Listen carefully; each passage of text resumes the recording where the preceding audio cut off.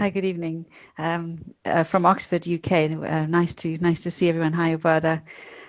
Thank you so much for inviting me to talk on this platform. I'm really privileged to have this opportunity. And I just wanted to say that I'm speaking as the current chair of the organization. So I have a different role to what I used to have when I first was involved with Architecture Sans Frontières UK, where I was one of the original co-founders in 2004.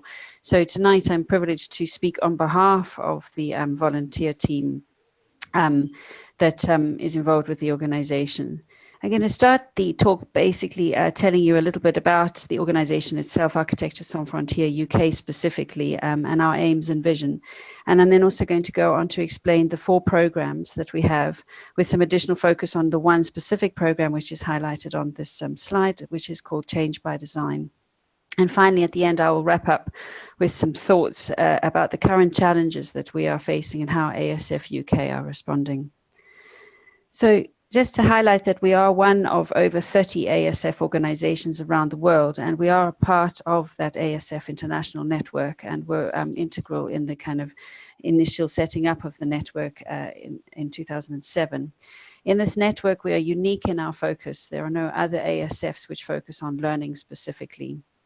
And this came about as myself and some of the other co-founders and initial volunteers were embedded in different master's programs within the UK specifically Oxford Brookes, and also the development planning unit at UCL. And at that time, workshops and learning in action for urban practitioners was kind of one of the predominant methods of increasing capacity and expertise within the design and built environment sector. So it was something that we decided to try and progress and formalize within the kind of NGO type organizational structure. And therefore, I kind of feel, because we've always focused on learning, we are constantly reflecting as an organization and attempting to improve and increase our impact and have ongoing long-term benefits for all the people that we work with and with whom we are involved.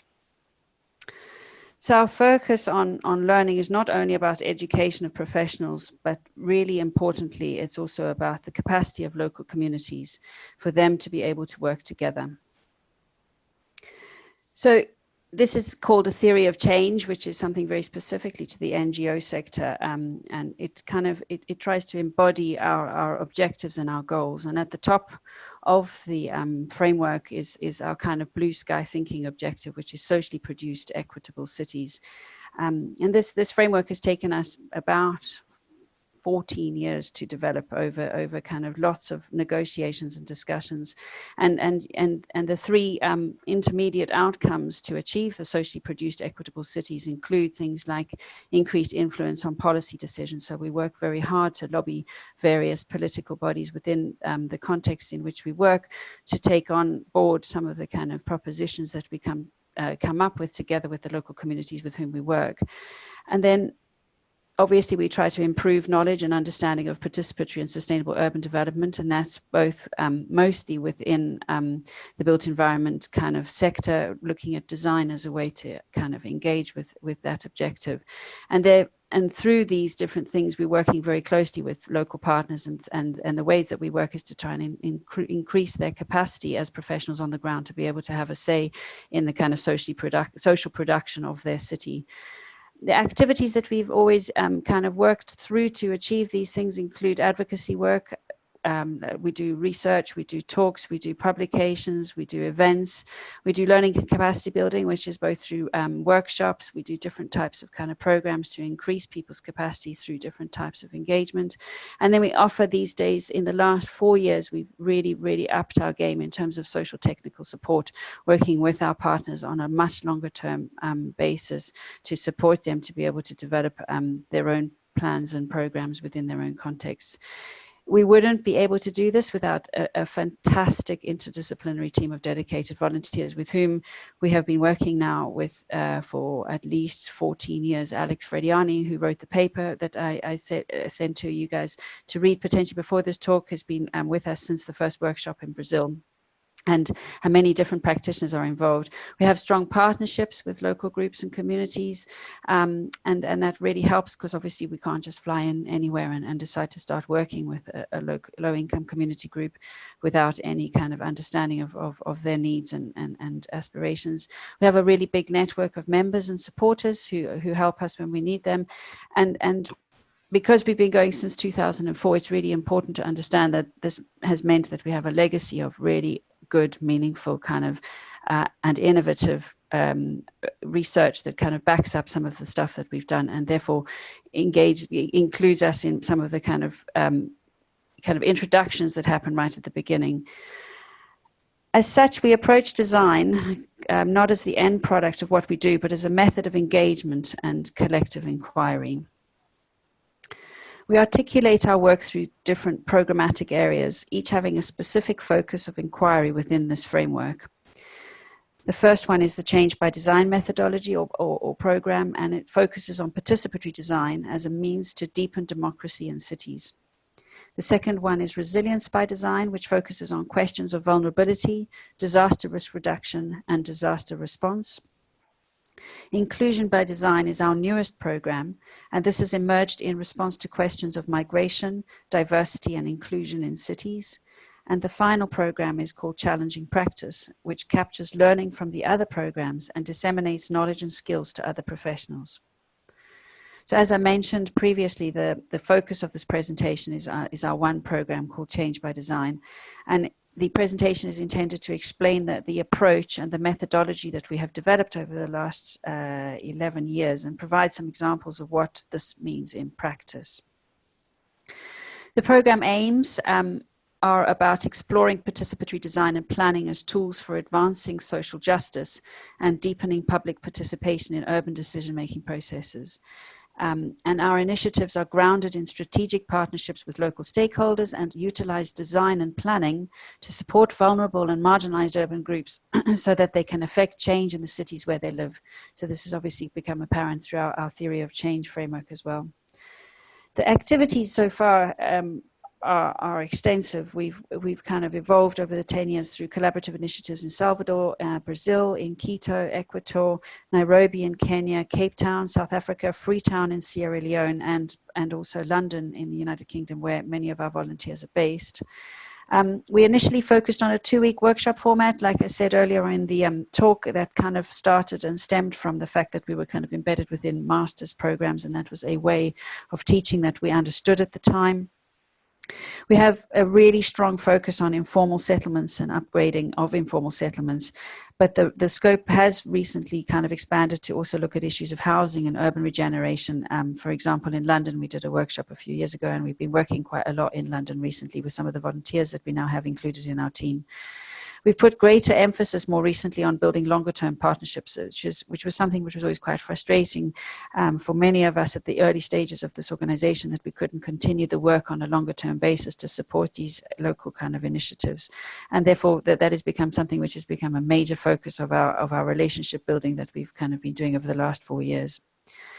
But like participatory design is kind of constantly being a trope about how we do participatory design, and there's this constant questioning about what that is. And because many of our volunteers are also theoretical kind of practitioners within the kind of academic sector, but we're also kind of embedded in a practice-based kind of learning process, there's this kind of constant dialogue between what actually is participatory design, between theory and practice. But what's interesting is there have been 4 key tensions which have emerged over the last 10 years, which we've kind of articulated through discussion, and Alex put a paper together to kind of publish for the development planning unit. And I'm just going to talk about those 4. I've captured some of Alex's kind of thoughts from his paper. Firstly, we realize that practices of participatory design have tried in different ways to articulate the tension between physical and social aspects of participation. So obviously there's a physical output and the kind of social inclusion of people, and how those end up being quite different. Some organizations have put more emphasis on the physical production, often reducing participation to mere processes of consultation. So there's a critique of kind of participation as purely getting people's opinions about what the end product will be. whereas other organizations have prioritized the consolidation of community organizations or social mobilizations, and therefore have never actually ever managed to kind of develop a design output or a spatial kind of product, because it's really tricky to kind of manage both. The second tension is the tension of power, and it's the challenge for participatory design to engage with issues of social diversity and asymmetries of power. Participatory design has faced challenges in recognizing social diversity without homogenizing needs and aspirations, while also proposing viable collective actions. Efforts focused on diversity have often been criticized for treating difference from an essentialist perspective, creating initiatives that target people from certain labeled vulnerable identities rather than challenging the relations that cause exploitation. As a result, such practices could end up fragmenting communities and weakening social mobilizations rather than achieving the desired empowerment outcomes. Therefore, practitioners in participatory processes have often been short-sighted regarding issues of diversity of power. It can be argued that this is because of the challenges imposed both by complex sets of social relations shaped by various asymmetries of power and by donors' demand for measurable and product-driven outputs in short timeframes for activities. The third tension in the field of participatory design in informal settlement upgrading specifically has to do with the issue of scale. So although participatory design practitioners recognize the need to engage in more nuanced ways with the relationship between localities and citywide processes, only a few examples reveal actual engagement with such issues beyond the discourse of replicability. Citywide thinking, when introduced in processes of participatory design, often merely sets the scene or context, so you get an idea of the place. And we rarely see such processes taking a more propositional position in addressing citywide and structural concerns. For instance, why slums are in the places they are, or informal settlements are kind of located in the most vulnerable parts of the city, and how those kind of divides are embedded within a kind of social structure. Often participatory design initiatives based on a problem-solving approach have focused too much on the easier-to-solve short-term urban conflicts while failing to take on the underlying issues causing inequalities and injustice in cities. Participatory engagements motivated by the long-term battle of challenging the drivers of social injustices in the city encounter the challenges of reconciling that struggle with meeting the immediate needs of the urban poor, leaving such needs unaddressed in the short term. And the fourth tension in the practice of participatory design concerns issues of time. Paradoxically, participatory design initiatives are often concerned with the elaboration of an agreed-on and finite project. When incrementalism is included in participatory plans, like Elemental in Chile, it is within predefined concerns of what can and should be the end product, so there's still a design output. Therefore, the practice of participation is bounded by the length of the project cycle, so that depends on funding. In this context, the challenge of participatory design has been to produce spaces that are adaptable and open-ended, unleashing alternatives that respond to changing needs and aspirations over time. Participatory design methodologies have rarely been able to incorporate such preoccupations in practice. So Elemental's projects in Chile are fairly successful, but there are critiques of these as well. So with these tensions and questions in mind, constantly going on and constantly discussing these things as we develop this methodology, we've developed this methodology aiming to kind of experiment with the notion of participatory design and what it actually is.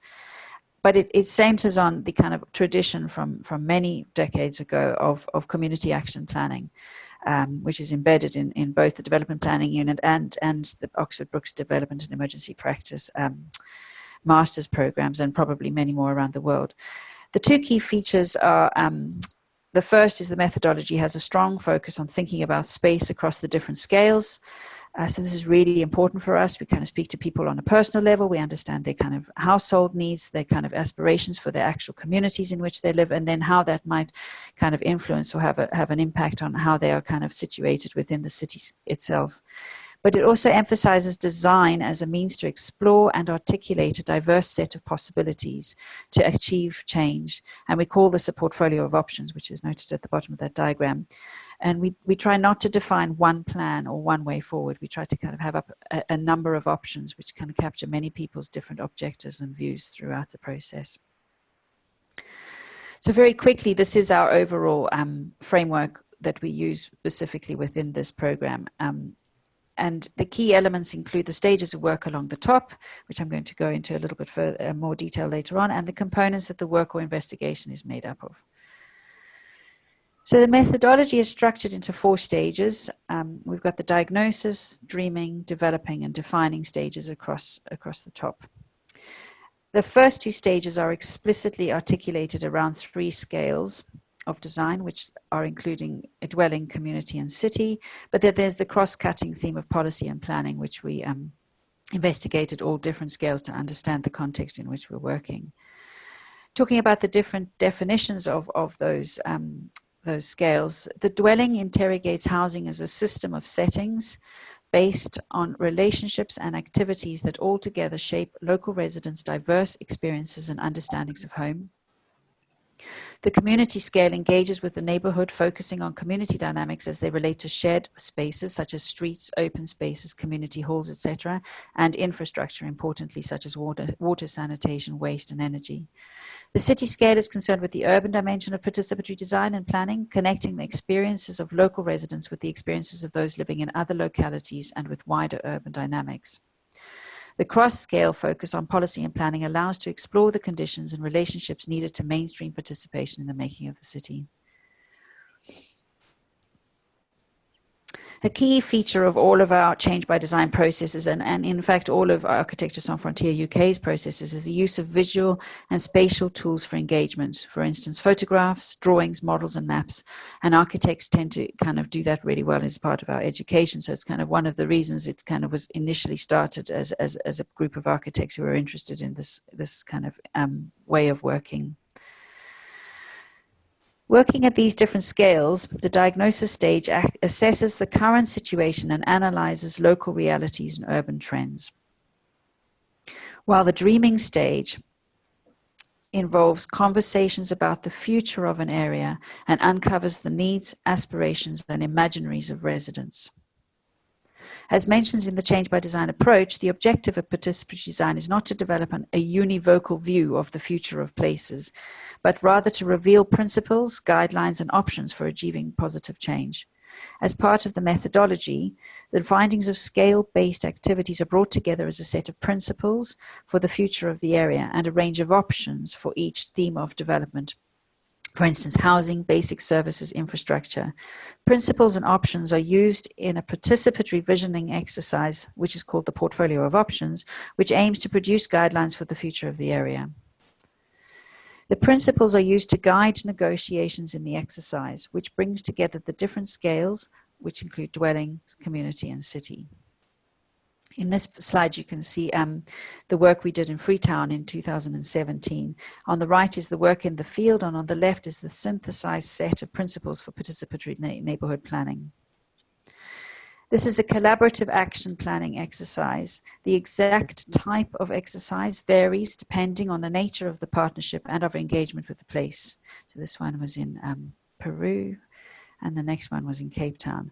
In all cases, the exercise focused on exploring possibilities for the future and discussing trade-offs between different pathways to changing an area. And based on findings of the portfolio from the portfolio of options, the defining stage focuses on concrete plans for action and urban design and planning guidelines. At this stage, we generate tools for strategic action. To strategic collective action, I beg your pardon. The type of tool or output again varies depending on the nature of the partnership and of our engagement. So in Freetown recently, our core focus has been the development of community action area plans, which is a novel planning tool for the upgrading of Freetown's informal settlements in the city. A CAAP is a live document co-produced by residents of a settlement with technical support from other urban actors, utilizing participatory design and planning methods to provide a framework for change in the area at different scales. However, the final outputs of our workshops and initiatives are not always community action plans. For instance, in Cape Town in 2018, together with our local partners development action group, we were working with a network of small-scale private developers who wanted to expand their houses to build affordable housing units. As part of the workshop, we generated a tool for engagement that DAG could utilize in the future to discuss with individual developers how their planned expansion would meet design and planning standards and also address the needs of the broader neighborhood community where their property was located. So this framework is intended to enable us and our partners to gain an understanding of the process of engagement and how we're going to work together. But it also allows for fluidity and freedom to adapt in terms of timescales and the amount of engagement according to the need and the location. So I'm just going to show a video now, which I would like to show, because it's a really powerful video, which I think captures the kind of work that we do. It's an example of the SLURC partnership that I was talking about earlier, the CAAPs that we were developing. And it documents just a one-week pilot workshop that we ran in 2017 to explore with SLURC whether the change by design methodology could be adopted to develop neighborhood plans in Freetown. This workshop started a longer-term collaboration, which I said at the beginning is something that's really important for us, and has later generated 2 CAAPs, the local communities, and SLURC have been doing that, and is still ongoing. Just to say that the accent in this is very strong, but he speaks with a French accent because he's a local from Sierra Leone. So I hope that you understand him as he speaks.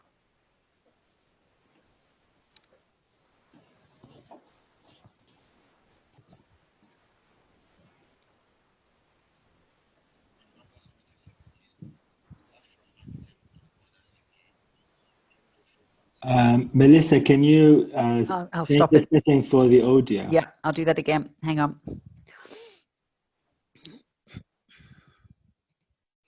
Sorry.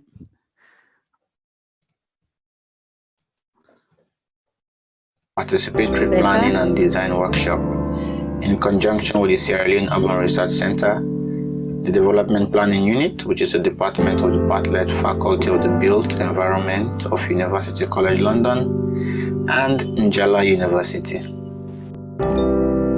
The aim of this workshop, which used the ASF-UK change by design methodology, was to explore how planning can bring about inclusive city making. Workshop attendees were split into 3 groups, each aiming to understand planning at a different scale: home, neighborhood, and city.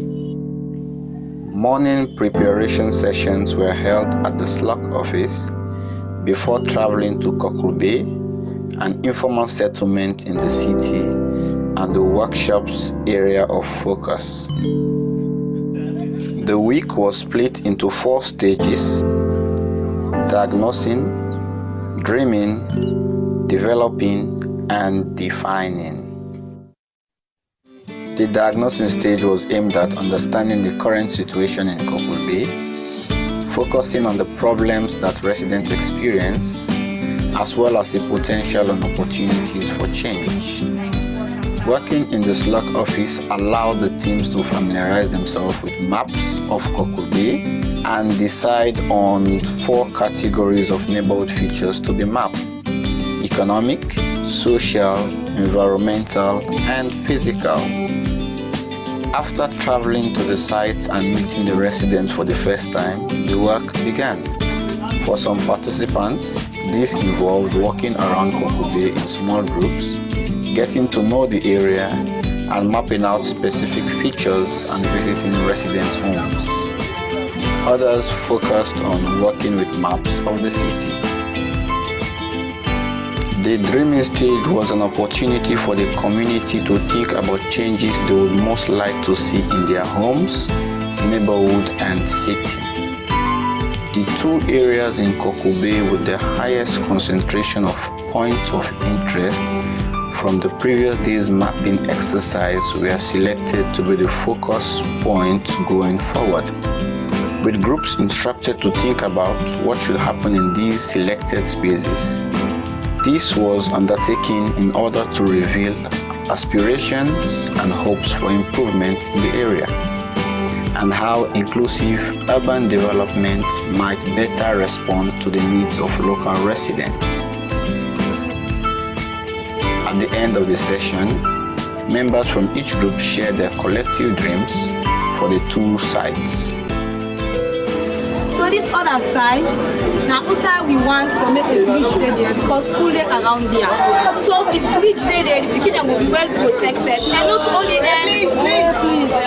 not only any kind of bridge or wooden bridge, no one done there. The developing stage was concerned with assessing and improving a number of potential planning and design options before deciding on the best course of action. Multiple options were needed as there are many different routes to achieving aspirations and dreams.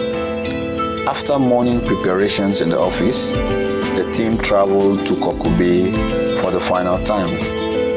This day saw the teams working in their groups at different scales, taking the outputs from the previous day's dreaming session and assessing stakeholders, timeframes, cost, and potential beneficiaries.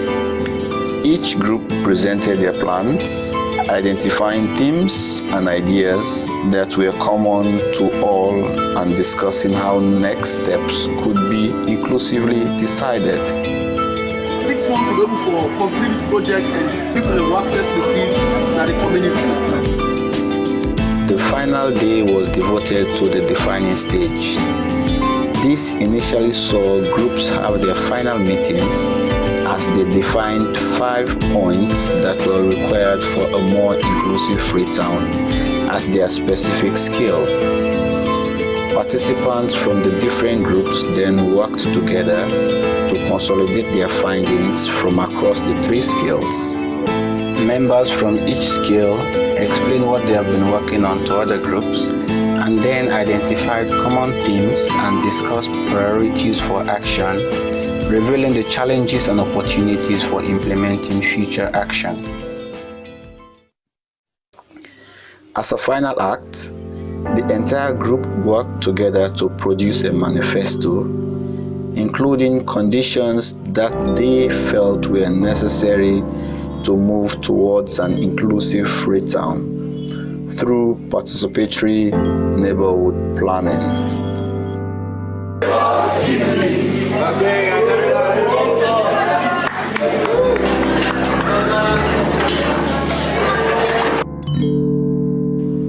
The staff of SLUC, ASF-UK, the DPU, and Njala University wants to thank everyone who took part in this workshop, especially the residents of Kokube, who wholeheartedly welcomed us into their community.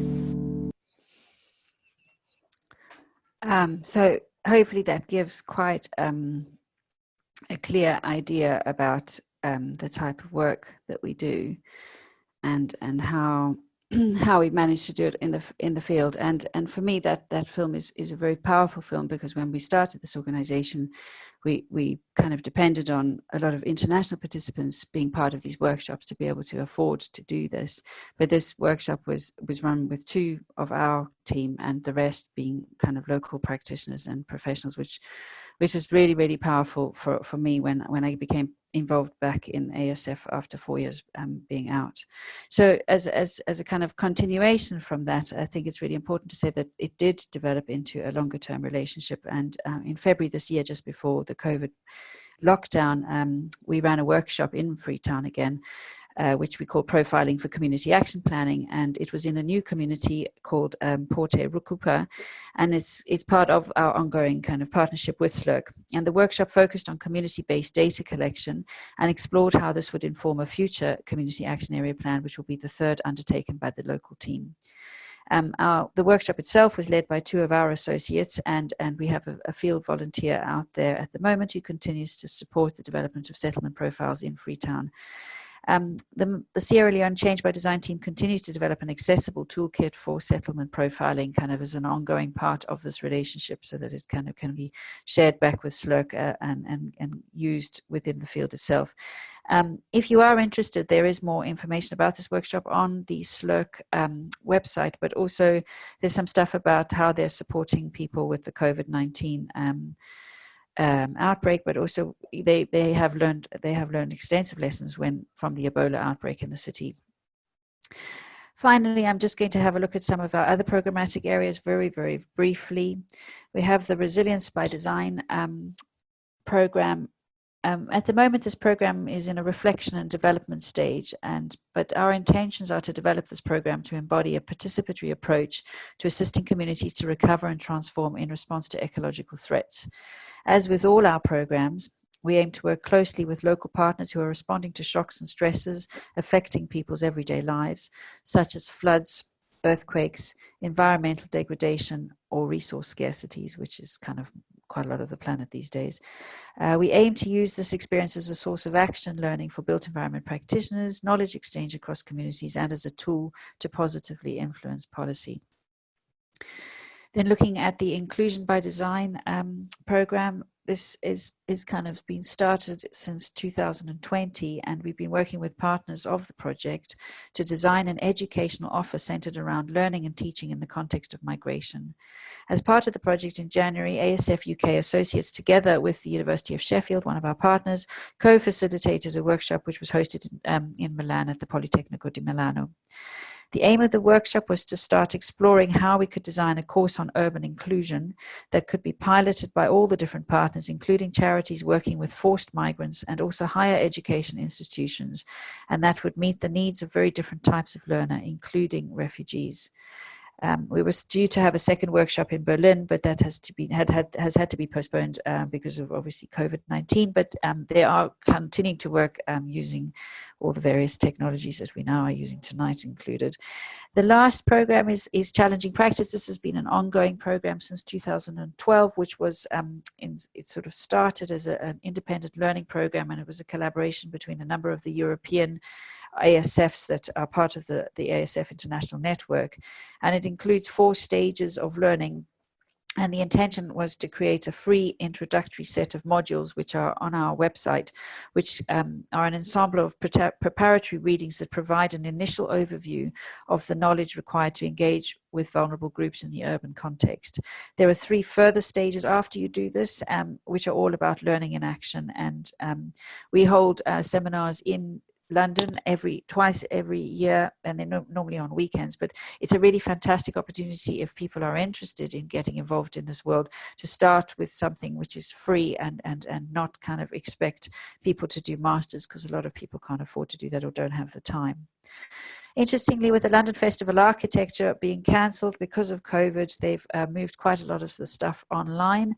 And so we're still participating in this program, and we're going to host a discussion, a workshop, which will explore partnerships that are helping communities to rebalance power, reclaim regeneration, and respond to the challenges the city now faces.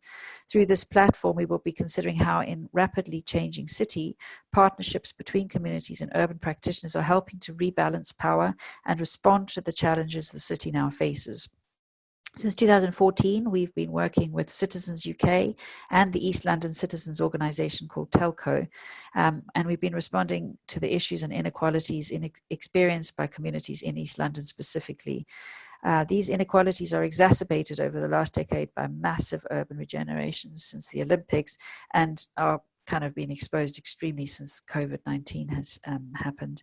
We'll be taking a retrospective look beyond our own practice to examine partnerships and campaigns from across London with guests, taking an honest look at the successes and failures of efforts to deliver just and equitable urban change in London, and ask how can we learn from these experiences to help us respond to challenges the city now faces.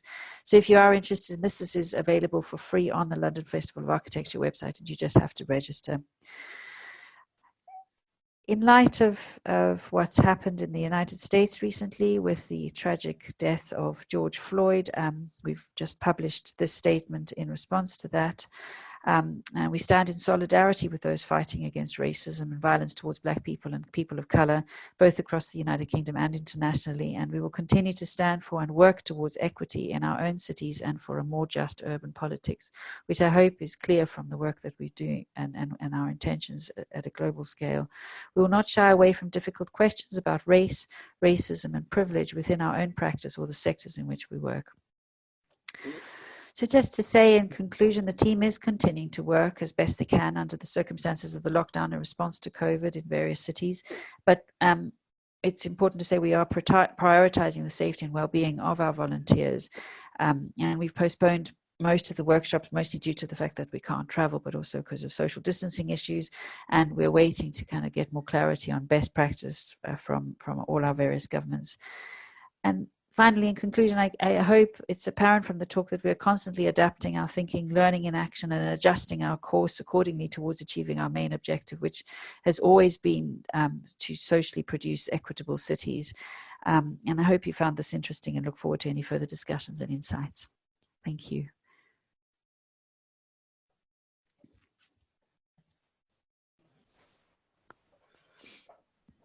Thank you, Melissa. Okay, so if anybody has any questions, please send them to ArchiNet.me, and then I can ask them to Melissa for you. Thank you very much for doing this, first of all. And I'm calling you connecting to you from space, from Istanbul actually. But so I think I want to start by stating my relationship with you, because I think that would give a better kind of understanding to people, because I will try to ask different questions. Some may sound dumb and some may sound more kind of in relation to what you say. I studied with you for a year as in my third year, final year in architecture, and I have a feeling that most of what you say, I had the experience of actually learning what it means in a whole year, and by actually doing it somewhat, you know. So it may feel, or do you think somewhat is it difficult to understand for many people? Is it difficult to explain this, to explain the processes? Because the idea of participation it was very new to me when I first heard about it, and I didn't really get what it meant. It felt a kind of a chaotic thing. And how do you manage that? What's the role of the architect in that position?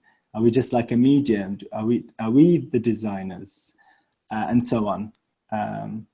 I mean, I guess the position that we've always taken is that we have a role as designers, because without our input, we can't kind of imagine futures which are different to what people are already experiencing. So like the kind of dreaming and diagnosis at the dreaming phase is where we start to bring in our technical expertise and our kind of imagination, that we can kind of create different realities for people with those people.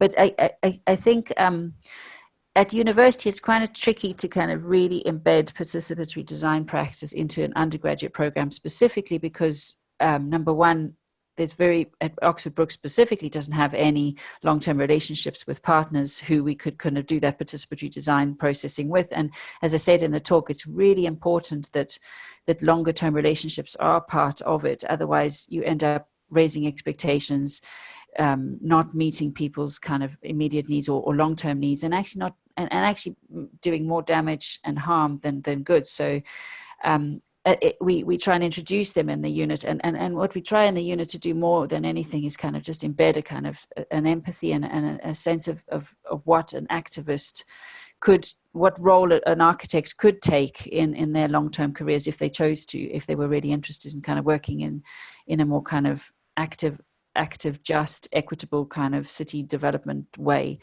But yeah, I mean, I think I've always been passionate about this because I grew up in Johannesburg, and obviously I grew up during apartheid, and Nelson Mandela was released in my last year of school, and we all queued up to vote in 1994, and we saw a transition in the architecture kind of world to try and change the kind of nature of practice, but it was never bottom up, grassroots like what we try to promote in the Architecture Sans Frontier kind of framework and methodology. But the methodology itself is quite simple and elegant. I think it is really messy. Like you saw from that video, you kind of dogs walking past and people shouting at you while you're trying to present to people. And so it's a very messy reality, and it's finding mechanisms and ways to kind of engage people. And I guess that's the methodology, tries to kind of not dumb it down, but simplify it enough that there's enough stages that people can keep kind of interested and involved because they can see the end goal, which is hopefully a framework which they can use and take to the local municipality to kind of have an impact on decision making.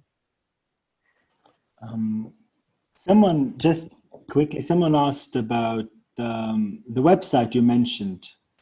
They asked if you can repeat it. The challenging practice one, or the? I think so. Yes. I can. So our website is AS. Yeah. Shall I put it in the chat? Yeah, you can choose everyone and share it with them. In the Zoom group chat, or? I mean, at the end, if you just send it to me, I can follow. Okay, I'll put it there. Yeah. So do we have? Okay, cool. So.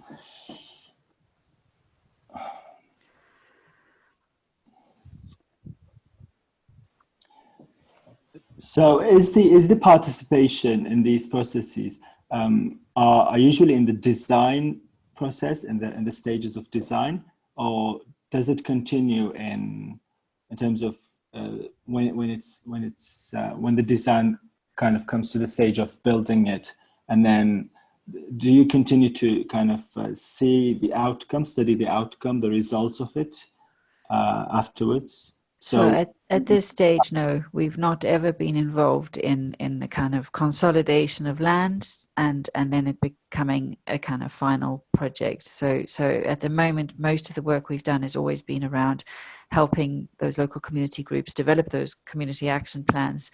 And because, I mean, 11 years sounds like a really long time, but actually, you know, you guys all know how long it takes to develop anything. So I think the intention is specifically maybe with Freetown is to possibly see that long-term kind of objective. I mean, as a charity, we cannot be involved, as a charity which is not an architecture-based charity, we cannot be involved in the actual design of buildings and projects and spaces because we don't have professional indemnity insurance. At the same time, we don't want to... Is kind of educational more than it's... Well, it's capacity building. Our main intention is to build the capacity of local people to be able to then have a voice with their local architects or their local engineers or whoever it is that will then be taking on those projects to build out what it is they've designed. Are there more examples than the ones you shared with us of kind of the results of this process?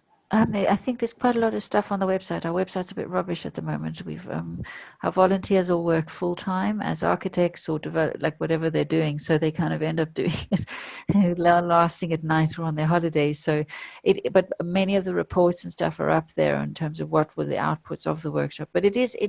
So some architects get really frustrated when they're involved in this organization because they kind of can't see a final design output. At the same time, like the tensions of a product and the process and kind of what we use our skills for, kind of if you stay involved enough, I think people become more and more passionate when they see the actual impact of empowering people on the ground to be able to actually have a say in their own kind of existence within the city and a fair and just existence within the city. So just to make it just super clear, so the way it works, the system is there is Architecture Sans Frontiers UK is a UK-based charity. Yeah. And there are many other charities that have similar philosophies, let's say.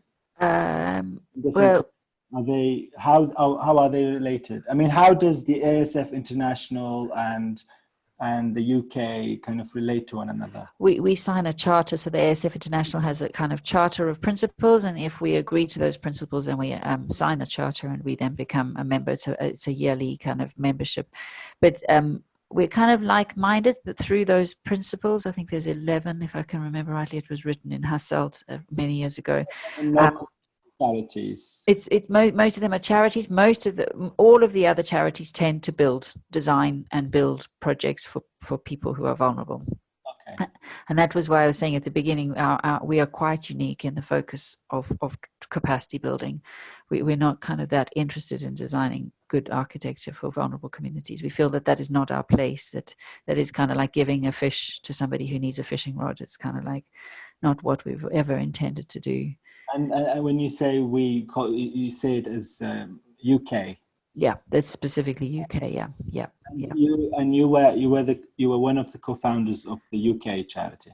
Correct. Yes, and many people ask us why we didn't call ourselves Architects Without Borders, and myself and my husband. The meaning is Architecture Sans Frontières, which is French for Architects Without Borders.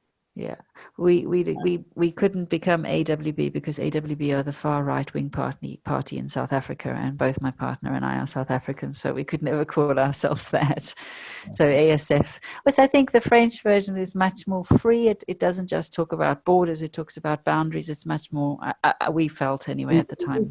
Is it does it have any relation with other charities that kind of have similar name? Which one of them is the famous Doctors Without Borders and stuff.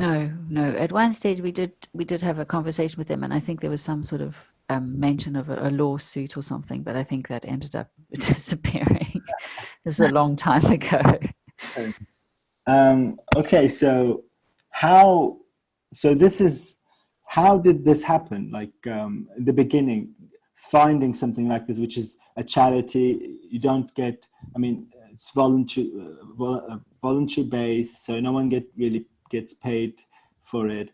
And these days they are. So those long-term relationships are now funded.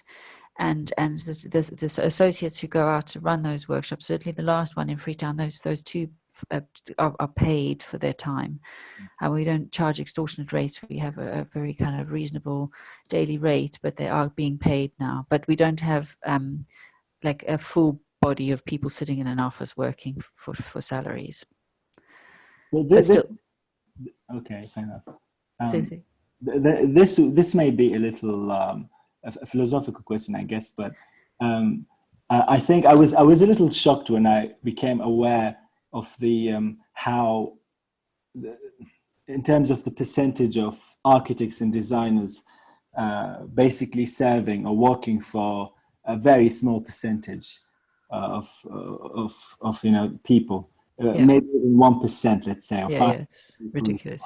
Yeah. And when we look at your example, it feels like a small percentage of architects and designers working for a big percentage of people. Yeah. Why do you think this is? Why is it in terms of why is it like this? Why are there so few people doing the work we do? Yeah. Well, it takes 7 years to become an architect. It costs a lot of money to become an architect. It takes a lot of energy and commitment to work as an architect. And I think people either a couple of my friends who were we've worked together for a long time. Sarah and Naomi, we worked consistently for about 8 years together volunteering. In the end, I think it becomes very hard to balance long working hours for your practice and also volunteering every weekend and every evening. So, and I think we've just never found the mechanisms to be able to make this a career that we'd all probably choose to kind of focus on. So for anyone who's interested in these kind of practices, works, participations, volunteering or working directly, how is it possible for them to be part of it and balance it with their practices, work, studies? And from your experience, I guess a lot of them go down to 4-day weeks or 3-day weeks because they're so passionate that they really want to do this as part of their careers, and then they find ways to kind of balance their financial kind of needs, and then what inevitably happens is they then find other mechanisms and other career options which are very similar and start working in those organizations, which is great because they kind of they progress through to other organizations and have that impact in a different way. So it's tricky. It's a difficult world to be in, but I guess with the kind of current crisis with COVID and stuff, maybe things will change. Maybe this world will become so much more important because marginalization and vulnerable groups and the kind of the stuff that's happened and the protests that are ongoing is definitely going to have an impact. This is a question from Shazia. She's asking, how do you pick what communities you would like to work with? Yeah, it's a good question. It comes up quite often. It's typically a lot of the partnerships are through the development planning unit. So Alex Frediani is one of the teachers there, and they work extensively with different groups. So they have a longer term relationship with the development planning unit, and then we kind of partner with them to kind of create that. So it's normally through the associates with whom we're working as well, and whether they've got relationships with people. So someone asked again about a question. Hearing me? Well. You okay? Yeah, you can hear me, right? Yeah. So in terms of the the workshops, are there any constructed projects? My understanding is you don't deal with any constructed things. You basically educate people, community. Local people, yeah. And there's nothing built yet. To build their own things. Yeah. Well, that's the objective, and the main goal is that they do that themselves. We don't want to be flying in. Any examples of people who kind of took what you... No, not yet. Not yet. Okay. So this is a very new approach. Yeah. And well, you're trying to make it more kind of a more popular idea. It's not a popular approach. This is how we understand it. Yeah, that's correct. Yeah, it's kind of approach trying to support people to be able to have a voice. Yeah, and I guess with more people moving into kind of informal settlements globally, I think it's going to become more and more important. And I certainly know that one of our volunteers, I don't know if you knew Charlie Palmer from Brooks, he went to work at the Foster Foundation and was working with a massive slum upgrading project in India. And he took a lot of the stuff that he learned from ASF and he was trying to do that there.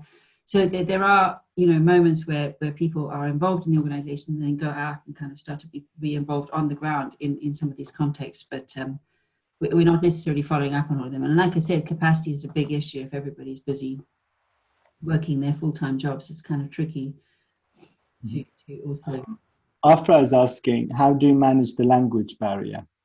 So that's why we work with such strong community-based organizations and partnerships. So if it is an organization that or a country that we don't speak the language, we tend to try and find associates or work with associates who do speak the local language, or at least speak the kind of, like for instance, Sierra Leone, I guess, is French. So potentially having people who speak French at least as a second language to support that. So most of our volunteers are not actually British. They're mostly either Brazilian or Italian or from other countries. So typically we go quite a wide variety of different speakers across our network. Amal asking, so she's asking, can a product designer volunteer as well? But I guess the question is, what kind of disciplines are involved in these workshops, and is it open to anybody? Is it mostly designers, specific to architects? Yeah, geographers, social anthropologists, engineers. We've had every profession involved in urban designers, landscape architects, normal architects, people who are just interested in kind of working in the development sector but don't know and are interested in working in kind of slums. So yeah, anybody's welcome to join. It's tended to be more architectural at the beginning because it's called Architecture Sans Frontières, but the point is that we're not the most important people in the development of city plans. So it's now become much more diverse. So you mostly talked about change by design. Yeah. Which is basically the process of professionals, architects, and so on, going and working with local charities and communities to educate them about the participatory project, but doing that not just through slides, but to actually work on a kind of a real to learn in action. Action in the place, them going instead of just. So the idea there is that in terms of, so I'm trying to dumb it down so I even get it perfect. So what usually happens is designers and so on, they kind of do everything, and then they build it and then ask for users to use it. Yeah, that's typically what happens. Yes. That's typically what happens. Yeah. And what you do, they may research and inquire, make analyses of how people use the space, but it's kind of a one-way. Yeah. Road. top-down expertise. We know what's right. You just have to accept it. And when you look at that mode of working, many problems come with it. It's because it's one-way road. It's basically an ideal of someone who's probably in a place of power, of deciding how people should live and how they should interact and so on. So what you suggest as a charity is we should bring that stage. We should bring the users to the beginning of the stage. We should be they should be actively and directly be part of the design process. Yeah. So you kind of analyze the whole thing together. Yeah. And in that sense, you make sure that what you are going to design, they already know how that will help them. And or how they'll have an impact in terms of how their land will be consolidated. Because many of these people don't have land, they don't own the land, they're illegally squatting. They don't have electricity, they don't have water, so they have no power basically, because they're the most vulnerable and marginalized groups in the city. So you're kind of supporting them through understanding a kind of process of how to consolidate that land ownership, and then how to develop a kind of master plan which includes everybody that's already there, with multiple different types of options of how to do that. And I think that's the other problem with a lot of kind of top-down approaches. We don't give enough choice to people. So if you think in Britain, I don't know if you ever drove anywhere out of any of our cities about it, but I mean, some of the stuff that gets built is literally the same house that is just plonked on, and there is no choice. And everybody says, well, that's what the public wants, but it's what nobody's ever really asked, because actually it's not what the public necessarily wants. But so the point is, with this process, you're giving people a choice to potentially, maybe you can't afford to consolidate your land and buy a flat on the 6th floor of an apartment building that the architect has decided to build because you don't have enough income, but you can still rent a tiny little piece of a shack on somebody's land, and you need to also have a voice in that process. So how do you then get that designed into the final design proposition of the master plan? Without your voice, nobody knows that you're even there. And this is not just about kind of the idea of, you know, equality and thinking about what done, like everyone's rights through this process. It's also when you look at the result, when people live, when the environment of where they live, how they live, impacts on their mental health, their social well-being, economy, and so on and so forth. Yeah. Okay, so you in the footages for the workshops, you make a lot of models. Yeah, so I think it's related that someone's asking, can we get the design of the architectural shape by making a small sculptural shape? Does this concept really help through in terms of teaching? We mostly make very simple, crude models just to get people to start to think about space, because I guess, I mean, a friend of mine, Sarah, went out to India one time, and she was looking to kind of support a school group to imagine a different reality for their school, and they were trying to fundraise to kind of design a new school. And because the kids knew nothing else, all they could imagine was getting chairs and desks, because they didn't have chairs and desks. And Sarah would go, well, what about if we got more sunlight and we got more ventilation and we got, you know, like typical architect, we're thinking about all, and for them it was just like, oh no, but I really need a desk. So the idea with the design is you start off with some kind of very basic ideas about how big actually your shack is, how much space that is, and how much space you might aspire to have.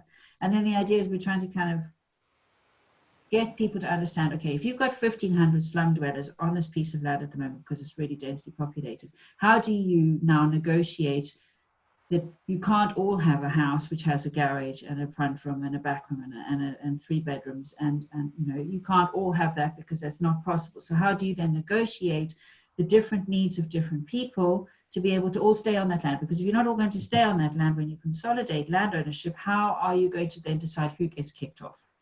So the idea is that there's kind of negotiation process through design, and yes, making models, you know, it's quick and dirty normally. You're making models as fast as you can in the night so that you can take them back to the community the next day to work with the community to discuss ideas and options. So we're not designing anything in the workshops other than space and typologies in terms of what might respond to the user's needs. So some in Kenya, certainly we had different types. We had like row houses, we had flats, blocks of flats, we had different types of blocks of flats, one which with a courtyard, I think, and one, I can't remember exactly, but there were a number of different types of, but those came out of our discussions with people who were living there. They were the different types of buildings they could consider living in, rather than a high-rise 16-story tower where they'd have to live on the top floor and have no access to the people who walk past their house every day and they sell all their chickens to or their kind of whatever. So we're not actually designing anything, particularly we're designing typologies and ideas. We kind of, they're not beautiful outputs. They are beautiful outputs, but they're not beautiful in the kind of true sense of architecture school. Not visually pleasing necessarily. Well, for some people, you know, it depends. You have been teaching as well for a decade now, more than how many years? 15 years teaching, yeah, 15. That's a very long time. And is that a parallel thing for you? Originally, it used to be more integrated, but I think the RIBA has very strict criteria for outcomes and outputs that undergrads have to achieve, and it became more and more difficult to kind of embed this idea of and this process of kind of participatory design in our design studio. So we kind of more talk about the rights of citizens and citizen activism and stuff like that, and the kind of design of the kind of thinking of a design as a kind of political statement and what design actually means in a city, rather than kind of bringing in this idea of participatory design. But we do try still kind of have briefs, so the brief that you had in Derry or Belgrade, was it Belgrade? Derry, the first project, which was about engaging a community. The idea is that to get people still to think about how you might engage people in a discussion about something. So we try and embed the ideas, but we are very, very aware that it's a little bit superficial, but we still have to meet the RIBA objectives in terms of what we've got to achieve. Don't you think that kind of because when I think about it, Mel, just to give an idea to people who's listening, Mel has a unit at Oxford School of Architecture, which is, the theme is basically architecture and politics. Can you talk a little about it, and then I can ask you some questions about it. In terms of what do you teach at the Oxford School of Architecture? I guess the unit, so that we're one of 10 design studios, and we kind of have a focus on the role of architecture within a kind of urban context and how people perceive architecture, but also we kind of really focus on development of a brief that has come through kind of understanding and experiencing the city through multiple different ways of kind of drawing the city, experiencing the city, mapping the city. So it kind of, it's not, as I was reading the talk that I gave today and the idea about kind of understanding the city, that it's a bit superficial in the way that we try and understand the city, because we're not expecting our undergrad students to kind of have a say in terms of the kind of social injustices of how cities are planned. At the same time, we kind of hope that the briefs that come out of the kind of understanding of the place might catalyze change for kind of people in the city to be able to have more of a kind of relationship with a just response to how they exist.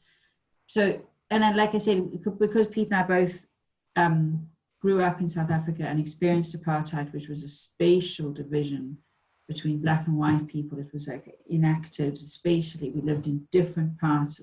We were very aware of the nature of architecture kind of potentially having very, very political kind of, making very political statements, and then trying to kind of address what that might mean in an architectural proposition is now what we kind of focus our unit on. And so you're kind of coming from a political perspective in terms of grassroots activism, but then designing a building which kind of makes a statement which is not political. It is political, but it's a different type of political. It's kind of a kind of active political. It's trying to kind of poke at the status quo. Mm-hmm. I think I'm kind of thinking whether to ask about Unit D, your unit, or just to go back to ASF. What do you think? I don't mind. I'm also teaching the Development and Emergency Practice Masters now, so they've brought in design again, and this year we had 9 students and we let them. I think I would like to ask one question about kind of, because what I'm trying to understand is how, in terms of, because most of us are designers, I'm thinking about how what we learn impacts on, you know, our role in this whole thing. And whether the way we are educated, kind of, I'm not sure if we get enough awareness about the impact of design, the true impact on it on communities. You know, I'm not sure, because even in our school there were like very few units, maybe 2 who actually worked on kind of the city scale. Yeah, try to understand it. And even Unit D is probably the unit that Mel is the head of. And you do it with your husband, who's also a part-time architect, a full-time architect and a part-time teacher, and also part of a member of the ASF International. Is he still, or was for some time? He was for a while, yeah, but not anymore, yeah. So you both are very involved in all of this. So it's like your everyday thing. Yeah. So I feel like you would probably give the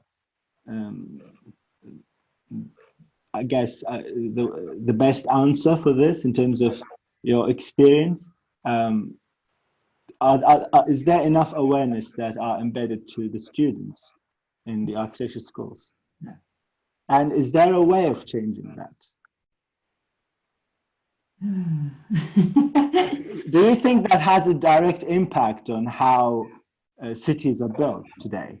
Yeah, but I think also, I do think that there is an unfair pointing of fingers at architects as the people who screw up cities, because I think we are tools of an economic machine, and we design buildings based on how the economics of a place is working. So, you know, it doesn't mean we shouldn't take political and activist roles in the world that we live. At the same time, we aren't the economic machine. You know, many of us don't choose capitalism over other kind of forms of economic. That's how the system is. We just roll on it. Yeah, so I guess in the unit what we do try and encourage is people just to think about other roles that architects can take, which are not sitting in the kind of machine. At the same time, we're very aware that Pete works in one of those practices, which is part of the machine. And, you know, he has to work in that practice, otherwise we wouldn't be able to have a house and live. So we kind of are very aware of the contradictions of this crappy world in which we live, and we have to inhabit and exist. So, you know, capitalism, if there are some leaders that take us out of COVID and change the capitalist kind of framework in which we exist, maybe the role of architects will start to have more of an impact in terms of how our cities are built. And other urban practitioners, urban designers, kind of planners, all of those people. Let me find another question. Someone's asking if you miss the process of design and construction. So you had an experience in that. Yeah, I used to miss it. Now I kind of quite busy with bringing up a small boy who's adopted, which takes a lot of time, and I think, yeah, not much anymore. I think I do love designing and being part of teams and kind of getting buildings built and seeing that output and kind of going through that whole stage. At the moment, I'm in such a different place in reality that it's not something I miss particularly. But I am still a designer. Like, everything I do is still design. Everything I make or do is still a designer. It's just different. The place I'm at the moment, I don't miss it particularly. No. And architecture sucks. The profession sucks. It's a crap profession.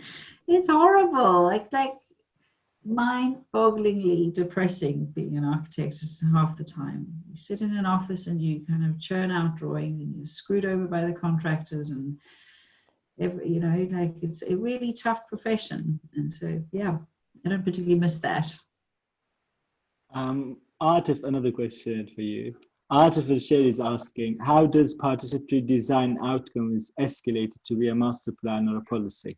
In terms, when you said it's a new thing, we don't have any examples yet, but is there a theory of how it could turn into a real thing?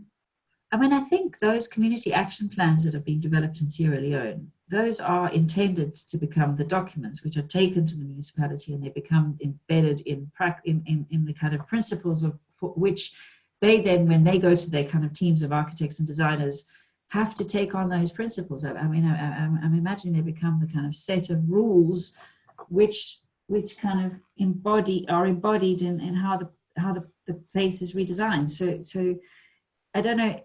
I was involved in the Greenwich Millennium Village project, and also the whole Greenwich Peninsula, and it's a set of guidelines which every architect has to comply to, and I think that's the power that we're trying to give to people. That set of guidelines and kind of participatory design principles is the thing that people have to take on board and design for. Whether that happens or not, I don't know. But the point is that you've given enough power to those community groups to be able to then lobby sufficiently to go, fuck you guys, you didn't do this. It's law, it's rules, it's what we've given you, and we're not taking this new master plan that you've developed if it doesn't include everything that we've talked about. So I think that's the power we're trying to give people, is they have that voice. We don't then have to be a part of that process, because it's the people on the ground who have that power. Yeah, we haven't seen that manifest yet in the physical form, not as far as I know. Although I did watch a video the other day on TED from a woman from the Slum Dwellers Initiative in India, and she's been working in a community in Nairobi, and I think they've used some of the stuff that we've done from the work that we did there.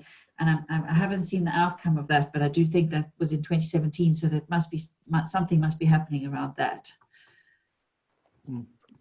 Is there some Yasser is asking, how is this method applied in the West and the developed countries? Yeah, is there any example that's happening or might happen in UK of this? So we did do a workshop in the UK around the HS2, you know, the extension of the HS2 railway station. We published a book about how we engage at different stages, different levels, and different kind of. So it is replicable, and that's what a lot of our London-based volunteers are interested in, trying to kind of understand how we can use this methodology to support communities to have similar power in the kind of regeneration processes that are going on around them. And that's the talk that we're giving at the London Festival of Architecture is hopefully going to kind of capture some of the partnerships that we got, and then hopefully from that we will springboard to kind of using the change by design methodology to potentially support people to kind of come up with these frameworks for themselves as well. So at the moment, that's one of the kind of options that's happening. I do know Sophie, who was in the videos of the Slope video, and I think you know Sophie. Yeah. She's currently in Washington DC. That's where she's working from, and so she's very interested in kind of including this in any context. I think that's the point. We're learning a lot from Africa and places like that to be able to then use this in kind of more developed places. Have you ever worked with developers?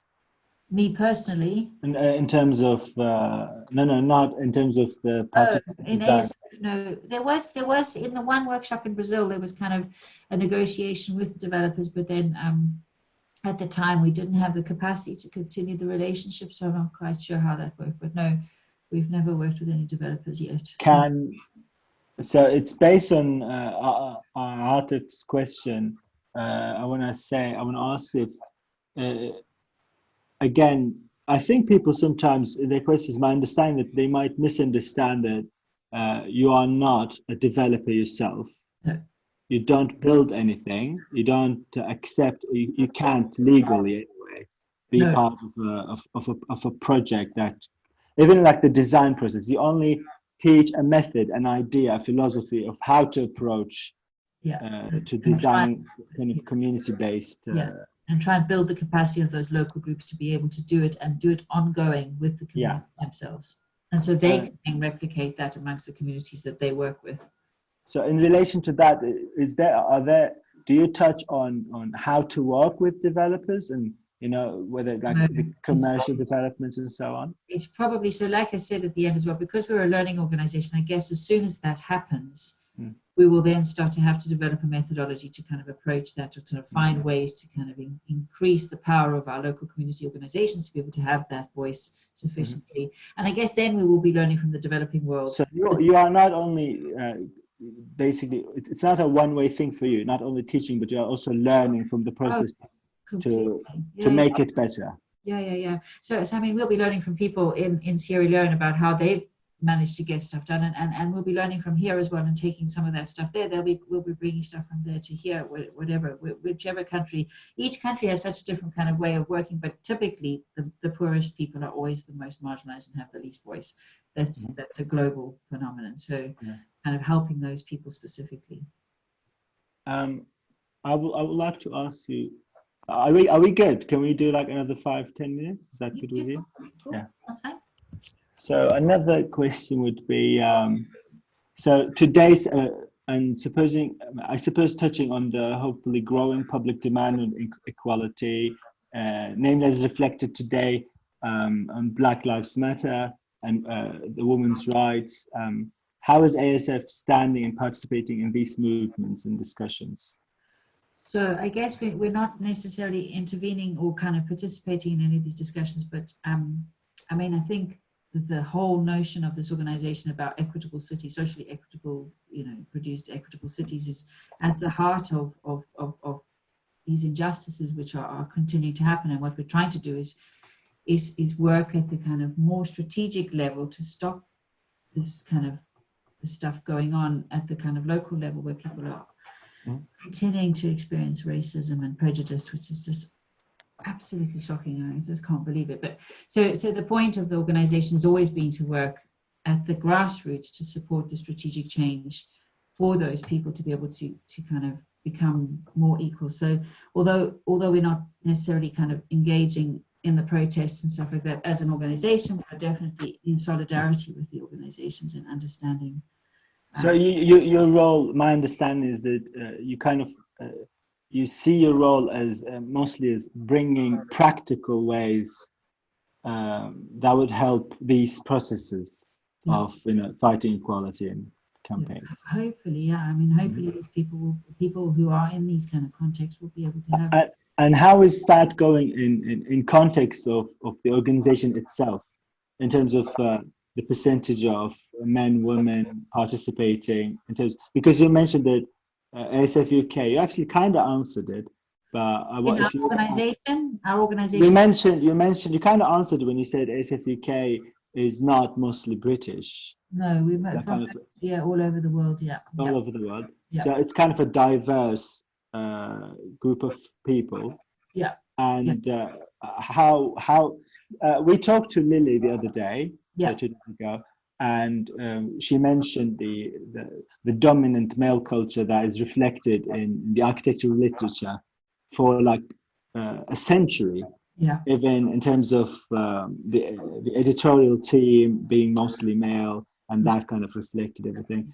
Even until the last decade, that kind of changed. The first female editor to the Architecture Review came in 2010. And that's like 100+ years after it was established. So in relation to your charity or the charities that are participating in this, how is it? So I guess UK, we really balanced in terms of gender. I would imagine we're slightly more female than male in the organization, and I guess that tends to be, I don't want to make judgment, but I guess maybe because we are generally more unhappy with our profession as a group, so we tend to try and find other alternative routes to kind of meet our intentions as human beings. We work with so many different nationalities as well, so it's kind of from all over the world. But I think we have a policy, so now I should not be saying this, I think, but I'm sure we have a policy about kind of who we work with and how we engage with people. But I mean, we do our best not to discriminate against anybody. our intention is to work with everybody and respect everybody as much as we can. And we have ground rules in all of our meetings. We kind of, the way we work is in a participatory way where everybody's voice counts as much as anybody's. So it is something we're reflecting on, and we're going to have to take on board very seriously as part of this. But it is, like I said, we come from such a diverse background of people and interests that I think we do our best to kind of take this very seriously. Mm-hmm. And I guess being a co-founder, you right from the kind of the foundation of the charity, maybe it was a good fortune that right from the foundation it was built on kind of a more equal understanding of. Yeah, I mean, we did try and have a horizontal structure at one stage to try and make sure everybody's voice counted and everything, but it was chaos. So we've ended up having to move back to a slightly more traditional kind of organizational structure, just because otherwise your inbox is basically flooded with different decisions about everything, which is just not possible. So I think organizationally it's kind of interesting. We've tried and tested different methods of kind of being completely equal, and it's very hard. So we continue to test these, but we kind of, as I said, because everybody's volunteers and they come in and out when they have the moments and the time, it becomes more tricky to kind of imagine how you do that in a completely equal platform. But it is something we're aware of and we're interested in, and we're continually trying to strive to do different types of things. So yeah, it's interesting that even with the idea of participation, you need to participate to learn how to participate. Yeah. I guess it would be. Yeah, all questions done. I would have, I guess, one last question for you. Okay. Which is, in case anyone is interested in anything you've spoken about, in terms of being part of such a thing, how can they communicate with you, with the charity? Is challenging practice a course that any designer can take? Yeah. So can you talk about that a little, and then we can just. So the course itself is designed as a series. It's called Challenging Practice. Challenging Practice, and it's on it's a WordPress site. I did put them both in the Zoom group chat. I don't know if you can see those. So if you go on the website, you can click on Challenging Practice. You should be able to find it that way. But it's a series of modules which are kind of introductions to the different kind of stages of working in the development sector. So, and it probably, if I remember rightly, it's about, if you really dedicate it and read it all, it's about 100 hours of reading, but it's quite theoretical. It's about but it's completely free. It's accessible. We've designed it as a group of kind of ASFs who've been involved in the kind of development sector. So it's quite a good way just to get your head around the kind of stuff that is not architecture. It's in English, isn't it? Yeah, it's English, French, and Italian, and Spanish, I think. Yeah, not Arabic. No, not Arabic. And also if any volunteer wants to be part of it and wants to expand the course into the Arabic-speaking countries, they can just contact you about it as well. Yeah, that's true. So at the moment we're rewriting it and kind of adapting and changing it. So it's probably, if anybody is interested, it's a good time to get involved and potentially participate in changing it. But so that is a good way to start. And then coming back, if we do manage to kind of create these workshops in a more digital way, then that actually will be brilliant, because people from all over the world can participate in the digital kind of workshops. But the other way is also just to become a member and get involved in some of the kind of emails that come out and ask if you can participate. It's tricky because the more volunteers you have, the more capacity you need to manage the people who are volunteering for you. So it's always this kind of really hard cycle of needing the capacity to do more, but not having the capacity to manage more. So it's this kind of very, very fine balance. But I mean, just knowing more about the sector is really important. So doing that course, or just starting to kind of read more stuff, or following us, or getting our newsletter, following us on Twitter and on Instagram and stuff like that, just seeing what we're up to is a good way to kind of know what we're doing, and then maybe asking the question at the time, because there'll always be an email at the bottom going, how do I get involved, or what can I do? So is there anything else you would like to add? No, I don't think so. I really appreciate you giving me this opportunity to talk. Thank you very much for everything you said, for sharing your process, your experience, for this for us. And I guess we can end the talk. Thank you everyone as well for being for listening in, being part of it. Thank you for your questions. And there is also a request, a kind request from everyone to fill the survey, which has been sent with the ticket to your emails when you have the time. What else? Yeah, I will see you around. Yeah, see you soon, everybody. You take care. Bye. Thank you, everybody. Take care. Bye-bye. Thank you, everyone. Bye-bye. Goodbye.